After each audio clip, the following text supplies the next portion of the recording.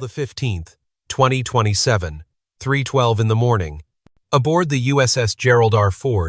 The deck was silent until the horizon ignited.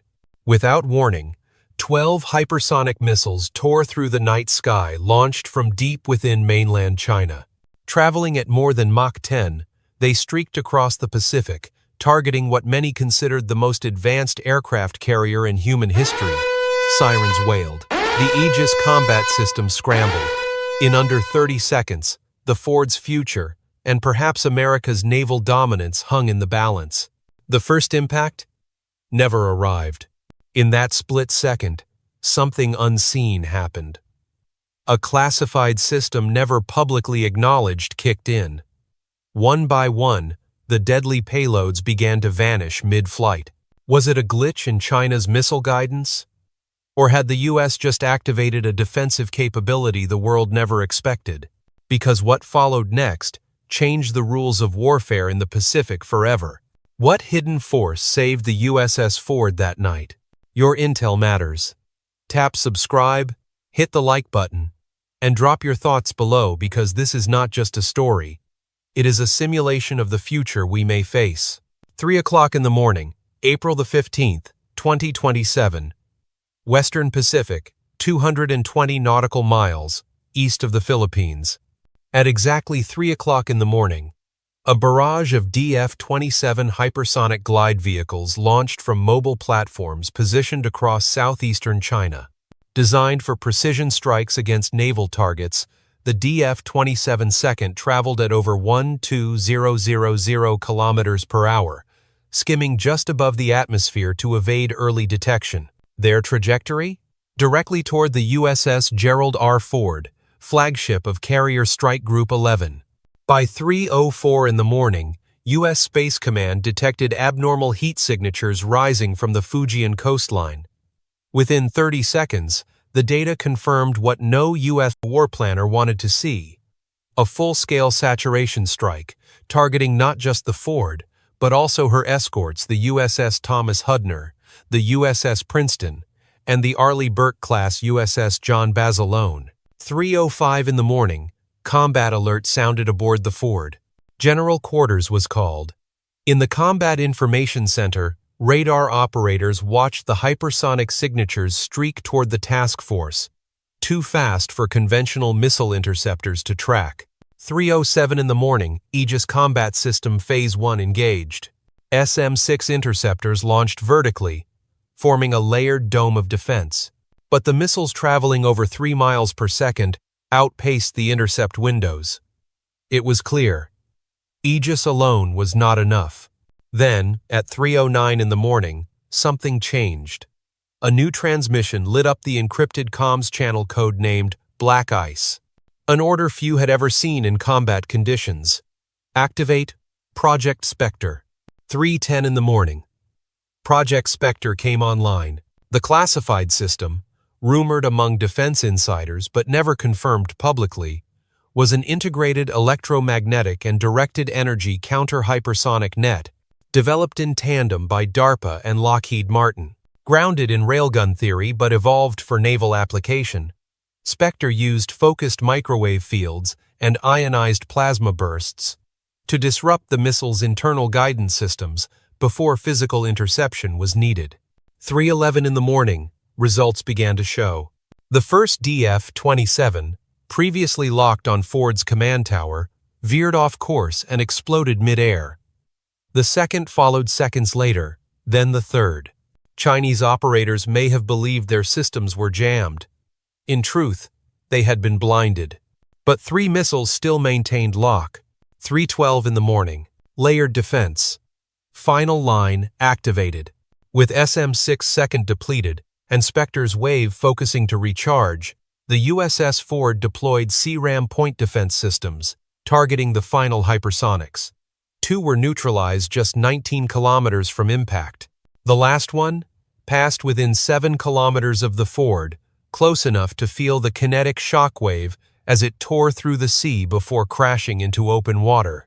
No U.S. ship was hit. 3:14 in the morning, silence fell. The first wave was over. Tactically, it had been a clean defensive victory. But strategically, the Pacific had just been set ablaze. This was not a drill, not a test. This was a first strike simulation gone hot, and every warship in the region now had a new order. Prepare for active combat operations. Back in Beijing, China's Central Military Commission met in emergency session. The failure of the DF-27 strike would not go unanswered. In Pearl Harbor, the Pacific Command's reaction was equally swift. The USS Zumwalt and 2 additional destroyers rerouted toward the Philippine Sea, while strategic bombers were scrambled from Guam and Diego Garcia under Operation Midnight Shield. But one question echoed across the command channels. Had the United States just revealed a top-secret weapon too early? Or was this just the beginning of something far more dangerous? How would you respond if this scenario unfolded? Would the U.S. response be justified, or should restraint prevail? Drop your thoughts below. The debate starts now. 3:30 in the morning, April 15, 2027, Southern Theater Command, Guangzhou, China. The failure of the Dongfeng 27 hypersonic missile barrage was unacceptable. Within 18 minutes of the failed impact, the Central Military Commission of the People's Republic of China authorized Phase 2, a coordinated air-sea retaliation intended not to rely on speed, but on overwhelming volume. By 3:45 in the morning, 6 Hong 6 November strategic bombers departed from Luqiao and Anqing air bases. Each aircraft was equipped with anti-ship ballistic missiles and the newer Yingji-21 hypersonic cruise missiles. Their flight plan was precise. Disperse into 3 formations and strike United States ship Princeton, United States ship Thomas Hudner, and the remaining escorts of the Gerald R. Ford Carrier Strike Group. Simultaneously, in the South China Sea, Chinese Type 055 Renhai-class guided missile destroyers began rapid repositioning. Among them, the Lhasa and Anshan, each outfitted with 112 vertical launch systems, primed Hongqi 19 anti-air missiles, and Yingji 18 Bravo land attack cruise missiles. 4 o'clock in the morning, the battle shifts to the sky. Although the Gerald R. Ford Strike Group had endured the initial hypersonic strike, it was no longer reactive. It had been cleared for tactical offense. Orders from the United States Indo-Pacific Command were unmistakable. Initiate airborne response Echo. 4:08 in the morning, United States Navy F-35 Charlie Lightning, 2 multi-role stealth fighters and EA-18 Graham Growler electronic warfare aircraft launched from the Gerald R. Ford's flight deck. These aircraft were fully armed and on alert due to prior elevated threat level drills. The F-35 Charlies formed the forward spearhead. The Growlers suppressed enemy radar locks using high-power jamming pulses. In the air, everything accelerated. By 4:19 in the morning, 3 of the 6 Hong 6 November bombers attempted mid-flight retargeting, using satellite uplinks only to lose signal integrity. The Growlers had successfully disrupted their fire control loops. The targeted missiles became untrackable. 1 bomber aborted and turned back. Another was intercepted and likely downed by F-35 Charlies near the Paracel Islands. But not all were stopped. At 4:26 in the morning, 2 Yingji-21 missiles maintained targeting lock on United States ship Thomas Hudner. With less than 10 seconds to impact, the destroyer deployed its final evolved Sea Sparrow missiles, then triggered its Phalanx close-in weapon system. 1 missile was intercepted and obliterated mid-air. The second struck near the stern. Although it was partially deflected by the ship's reinforced armor plating, a shockwave surged across the aft section. Minor structural damage was reported, but no casualties. 4:30 in the morning. The American counter-escalation begins.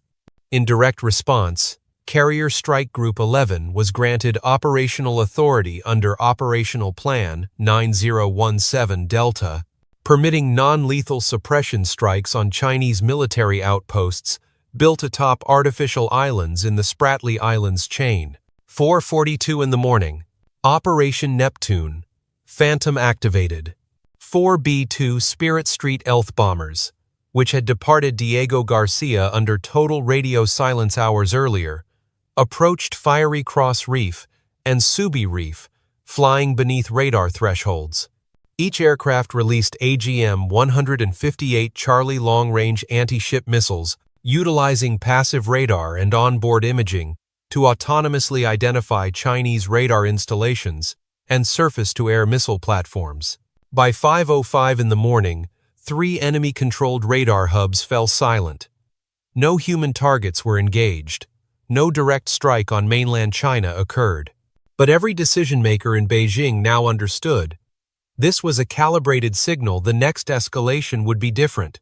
Meanwhile, a pattern was becoming clear. The Aegis combat system, the F-35 Charlie, the long-range anti-ship missiles, and above all, Project Spectre had not merely endured China's aggression, they had neutralized it. But would that breed caution or a deeper fury? As sunlight broke over the Pacific, the geopolitical landscape had changed. Permanently. Was this a brilliant show of restraint or an invitation to a wider conflict? Let your voice be heard in the comments. Do not forget to subscribe. Your attention fuels the next mission. 6 o'clock in the morning, April 15th, 2027 Philippine Sea. As the sun rose over the vast Pacific horizon, Carrier Strike Group 11 began to regroup. The Gerald R. Ford, flanked by her escorts, resumed a defensive wedge formation. Despite enduring a multi-wave hypersonic and cruise missile assault, the task force remained fully operational. But this was no victory lap. The waters had gone silent not from peace, but from tactical hesitation. To the west, a new formation of Chinese naval power appeared on satellite imagery. 4 Type 055 Renhai-class destroyers, 2 Type 091 Shang-class nuclear-powered submarines, and a single Type 075 amphibious assault ship moved into a tight screen formation just 200 nautical miles from the Ford's current position. This was not a withdrawal, it was a message. At 6:15 in the morning, the United States Navy elevated readiness to Defense Condition 3 in the Western Pacific Theater. The Ford's task force was ordered to hold position. No offensive operations were authorized. A standoff had begun. 6:30 in the morning, diplomatic channels ignite. Back in Washington, D.C., the National Security Council convened under emergency protocol. The Secretary of Defense, the Chairman of the Joint Chiefs of Staff, and representatives from the Central Intelligence Agency and the National Security Agency briefed the President of the United States. Their recommendation: maintain posture, avoid further strikes, and prepare for escalation if diplomacy failed. Simultaneously, a direct communication line was activated between the United States Department of Defense and China's Ministry of National Defense. For the first time in hours, a back channel opened not to de-escalate yet, but to clarify red lines. 7 o'clock in the morning, Chinese psychological operations begin. China's state-run media, CCTV, released an urgent national broadcast showing footage of the failed missile launches, but edited to appear as a successful saturation strike. Narratives of American aggression were pushed across Chinese social media, blaming the United States for provoking conflict through increased patrols and covert surveillance missions. Meanwhile, United States Cyber Command tracked disinformation campaigns being seeded into international media streams, painting China as the victim and the United States as the provocateur. The digital battlefield had opened, and the information war began in earnest. 7:20 in the morning, the USS Zumwalt joins the theater. Steaming eastward at high speed, the USS Zumwalt arrived on station, linking up with the Ford battle group. Outfitted with advanced gun systems and designed for stealth operations, its mission was clear: to serve as a show of force, without raising the threat signature. At the same time, 2 E-2D Advanced Hawkeye aircraft established continuous patrol circuits, scanning the skies and sea for incoming threats. 7:45 in the morning, high-stakes diplomacy underway. In Tokyo, the Prime Minister of Japan issued a joint statement with the U.S. ambassador. Regional stability remains paramount. We urge all parties to exercise restraint and return to open dialogue. South Korea and Australia echoed the message within the hour, but in Beijing, silence. Instead, the People's Liberation Army Navy continued its maneuvers. Submarines repositioned. Drones launched from nearby islands. Surveillance intensified. 8 o'clock in the morning. The tension peaks. A Chinese Type 094 Jin-class ballistic missile submarine briefly surfaced near Luzon Strait, not for combat, but for visibility. It sent one clear message. Nuclear capability was now in play. But the United States Navy did not flinch. The Gerald R. Ford Strike Group held its formation. The next order? Wait, watch, and prepare for either resolution or retaliation. And at that moment, for the first time in the conflict, both sides understood neither one had the advantage. Because the battlefield had expanded beyond weapons into diplomacy, media, cyber operations, and global perception. And now, one wrong move could ignite a multi-theater confrontation unlike anything seen since the Cold War. Are standoffs the new front lines? Or just the calm before something far more destructive? We want your insight.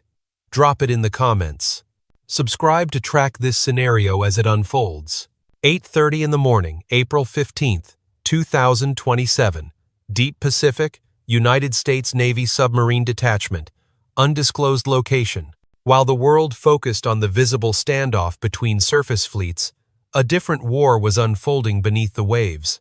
300 nautical miles east of the Philippine Trench, the USS Oregon, a Virginia-class fast-attack submarine, executed a maneuver that had been rehearsed in simulation, but never deployed in real-world conflict.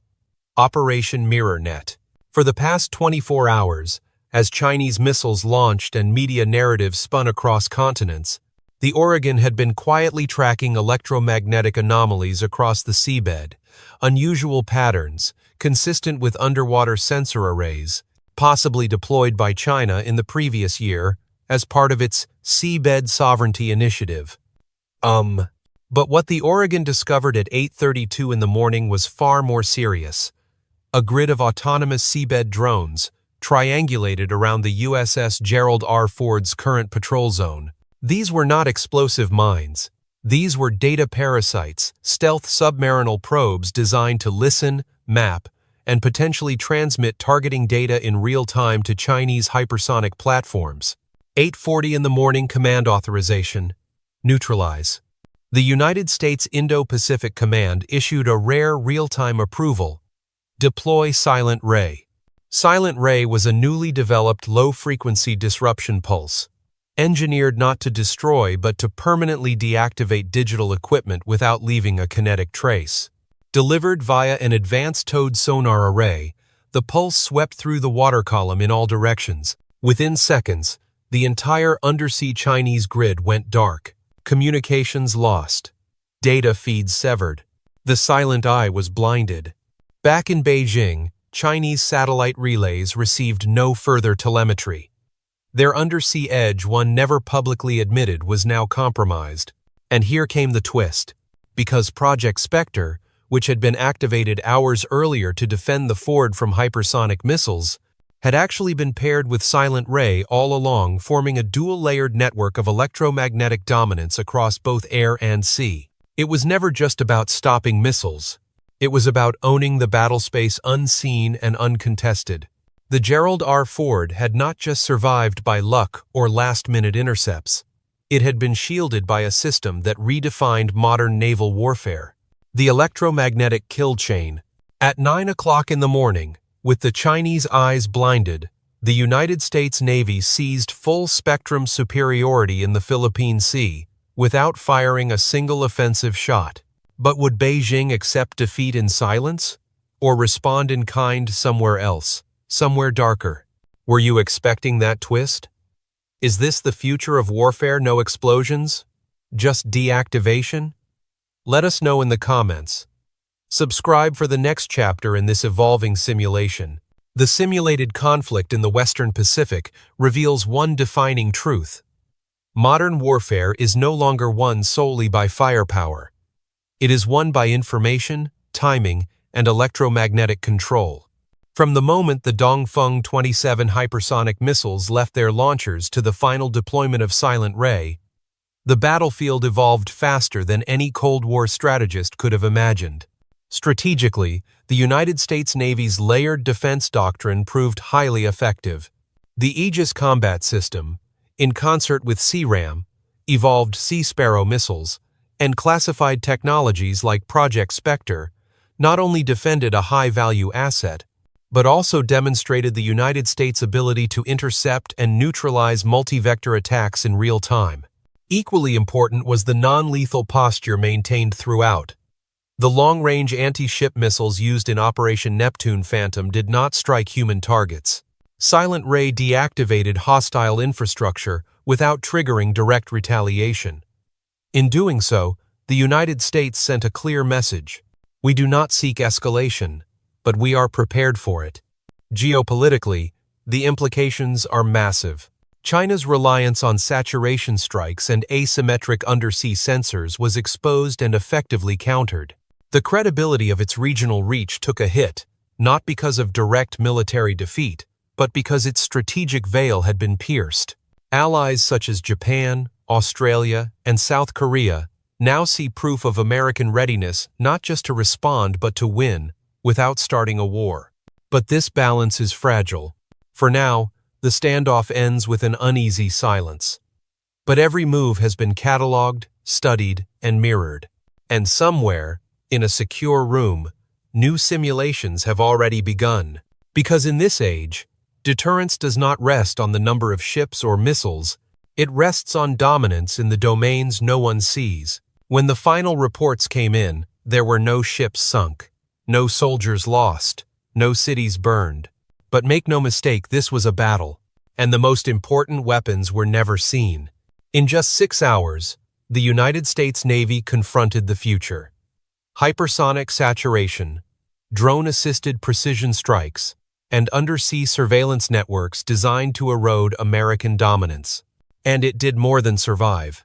It adapted, absorbed, and prevailed using a new generation of warfare.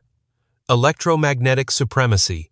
The real cost of this confrontation cannot be measured in destroyed assets.